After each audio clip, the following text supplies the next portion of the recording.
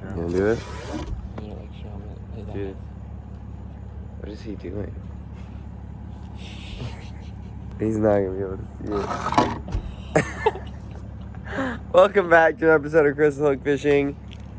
That's Matt's ass. We're gonna cover it. There we go. All right. It's like what?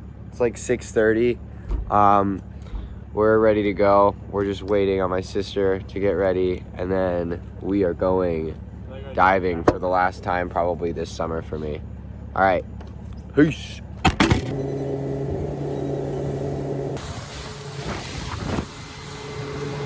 Welcome back underwater, everybody. This episode is mostly pole spearing, but when I do finally pick up the gun, I start, killing fish, which is nice. This one was literally the last day before I flew up to college. It was in August, and we kind of headed out. We had a lot of problems with our navigation. The sonar stopped working. The GPS wouldn't turn on, so we were literally just like finding spots by running around, and when we saw dark spots on the bottom, we would see if it was rock, and then we would drop on it. Because we didn't want to go in because it was my last day. So we ended up having a pretty short day, just like hanging out, finding these spots, etc. But I wanted to run this first clip because I think that it shows a pretty good hunting technique, even though I don't actually pull the trigger, especially with the pole spear. You kind of keep it ready in front of you, and you're just slowly crawling along, grunting, hiding behind rocks. You can see the field of mangroves are in front of me, and I just don't have the breath hold to make it happen on that dive. A couple later dives, I saw this nurse shark, which I thought was cool, and then right after that, I see the sea turtle. And that's all the sightseeing I'll give you. I know you guys want us to get into the spearfishing content, so we're doing that now. So this drop was the first drop on a new rock area that we had found, just like driving around. And I see a big mango and just completely whiff right off the bat. Trigger happy because the last few spots we hadn't really seen anything, and I had just really wanted a nice fish. I turn around, I see this hogfish, so I reset my slip tip, and I kind of get ready to go after him because he's a good-sized hog, and I'm just like waiting for him to give me a shot, and miss again. Yep, that is 2 in a row for Zach. I'm following him, but you can kind of see that my slip tip has come off, and I was like, what the heck happened here? Then I find it in the coral, so I have to like go back up to the surface and like deal with that and fix it. So we're not off to a great start. Now, dropping back down, same pile of rocks, just like kind of the other side of it, and I'm not going all the way to the bottom here, which is part of why what happens here ends up happening. I drop down, I'm just kind of like floating slowly down. There's no fish around me because they've all spooked by the time I get to the bottom. And so I'm still not on the bottom. I'm like swimming up above the structure, looking for something. And I see this snapper, but he's already spooked because I'm coming down from the bottom. And then I get in, I spook this grouper that's right next to here, and the snapper gets spooked by the Goliath, and there's just no shot that I'm getting it. I like kind of touched it with my spear, which you can see on the top of its head. It has like that little mark, but nothing that would like injure it too badly. You can tell it swam off fine, but it was frustrating because that was completely my fault. I was just being, a bad diver. This one though, this dive, there's no escape. Here, I get down to the bottom. I'm sitting here. I'm sitting behind all of the structure, waiting for fish to come out, doing what I'm supposed to. I see a nice snapper right there, and I'm just waiting for him to give me the shot. I don't rush. I see if he'll come back out. He does, and he gives me this perfect broadside. I finally get on the board. What are we, like 4.5 minutes into this video? We finally got one. Yeah. And I didn't even have B-roll this time. And it's not that good of a snapper. Whatever. So, I got my pole spear, it's scratched, so I pick up the gun. The first thing I see when I drop down is this cobia. So I'm just like, alright, let's get it. So shoot the cobia. Thing goes crazy in the bottom, as cobia tend to do.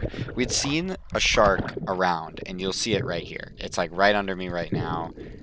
The cobia is, and you'll see the shark pull up as I start pulling the cobia up, and Matt, hey, my pulse spear. I need a backup shot of this thing. he really wants the cobia. There he is. Just kind of chasing after it. He's like not as aggressive as I thought it would be.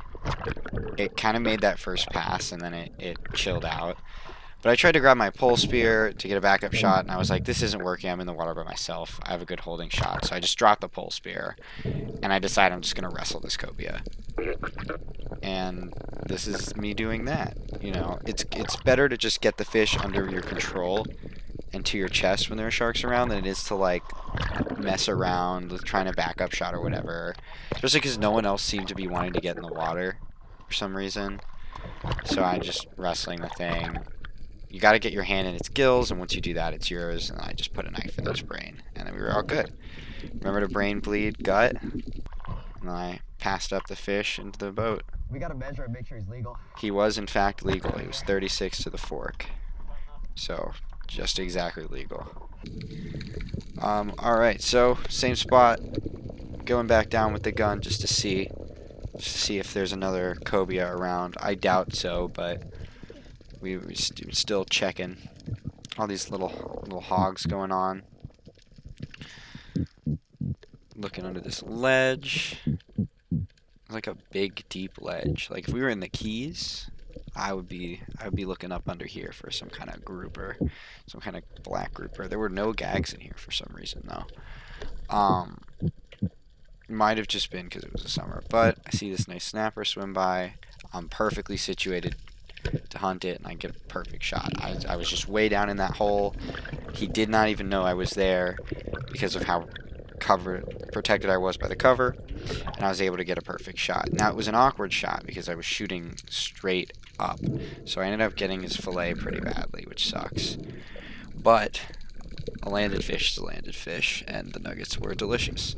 So I quickly reload, drop back down, because on my way up I had seen a hogfish that I wanted to check out. Now this hogfish was like borderline. Like I was like, it's a male, but it looks kind of small. There it is. I finally see it, and I kind of just spent some time looking at him, just like, are you legal?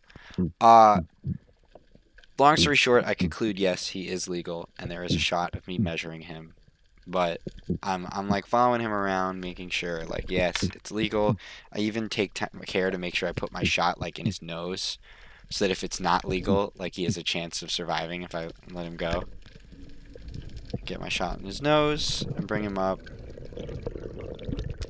and I check out to see what we got going on here.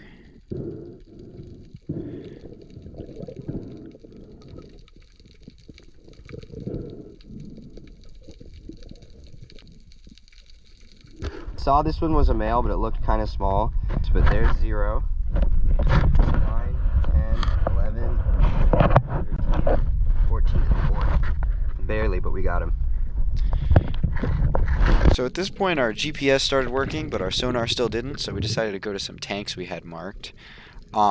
Inside these tanks, you've seen me do it 100 times. We got a lot of old videos doing it. There's a bunch of big snapper. I see one, and I plug it. Normally it doesn't go that well. Normally I miss. I'm pretty bad at spearfishing, so normally I miss. When I don't miss, it does this. It just buries itself back in there. Now, I was not really interested in going back up and then taking a recovery dive, so I just dealt with it all on one dive. Just like wrenching it out, like finagling the shaft around, and it ended up being much bigger than I thought it was. It kind of beat itself up in the tank, so you can see its scales all messed up, but it's a really nice snapper.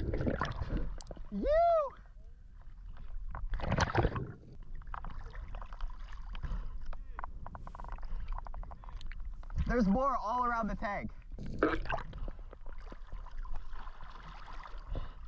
Look at how our shot was.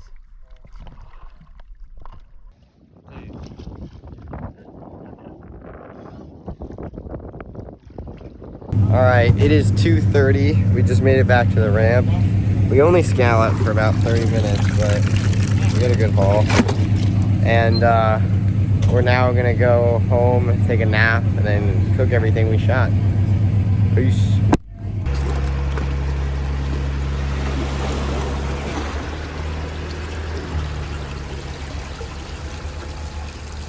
We got the scallops done. Dude, these look so good.